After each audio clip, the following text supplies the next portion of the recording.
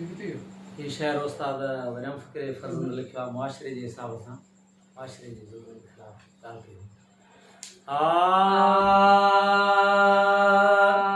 की सुॾाढो कहर क़ौमी वेड़िया हरवार ते लुढ़क लाड़े थो लिखां हिन क़ौम जे तकरार ते लुढ़क लाड़े थो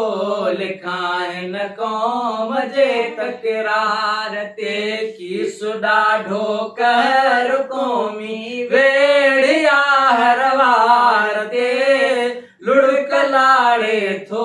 लिखां हिन क़ौम जे तकरार ते लुढ़क लाड़े थो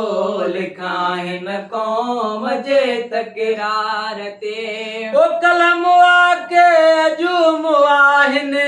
ॾींहुं ख़ाली नाहे को सिंध सजी थी रोज़ सुॾके अमन आली नाहे को कलम आके अजूम आहिन ॾींहुं ख़ाली नाहे को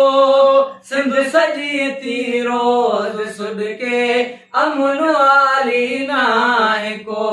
भाव मारे भाउरनि खे ढोर घिरण ऐं गार ते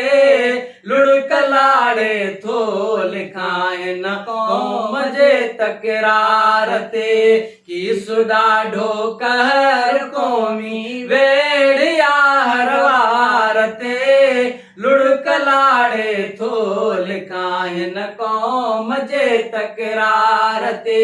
लुढ़क लाड़े थो लिखां हिन क़ौम जे तकरार ते ओ अॼु कराची खां वठी तूं भाऊ कश्मीर ॾिसो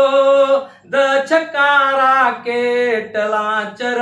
गन मशीन जो शोर ॾिसो अॼु कराची खां वठी तूं भाऊ कश्मीर ॾिसो द छकारा केट लांचर गन मशीन जो शोर ॾिसो कंहिं ॾिनी थी क्लेशन नज़र करे अगयार ते लुढ़क लाड़े थो लिखां हिन क़ौम जे तकरार ते ओ लुढ़क लाड़े थो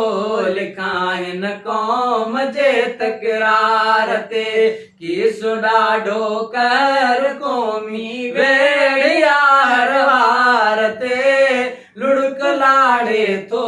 लिखां हिन क़ौम जे तकरार ओ सिंध जजाया हिक ॿिए खे फुरन मारन फ़ैर कनि पाण पंहिंजा नस्ल कशहन था गिलाऊं गैर सिंध जजाया हिक ॿिए खे फुरन मारन फ़ैर कनि पाण पंहिंजा नस्ल कशहन था गिलाऊं गैर कनि ऐं सिंधी बर्दाश्त सिख तूं खिज न थोरी अखार ते लुढ़क लाड़े थो लिखां हिन क़ौम जे तकरार ओ लुढ़क लाड़े थो लिखां हिन क़ौम जे तकरार ते की सुॾाढो कहर क़ौमी वेड़िया हरवार ते लुढ़क लाड़े थो लिखां हिन क़ौम जे तकरार ओ चाचड़नि खे आफ़रीन चओ आराज ज़ोरो ऐं वॾो लाश ज़ख़्मी खयां जन कोन कयाऊं को फॾो चाचड़नि खे आफ़रीन चओ आराज ज़ोरो ऐं वॾो लाश ज़ख़्मी खयां जन कोन कयाऊं को फॾो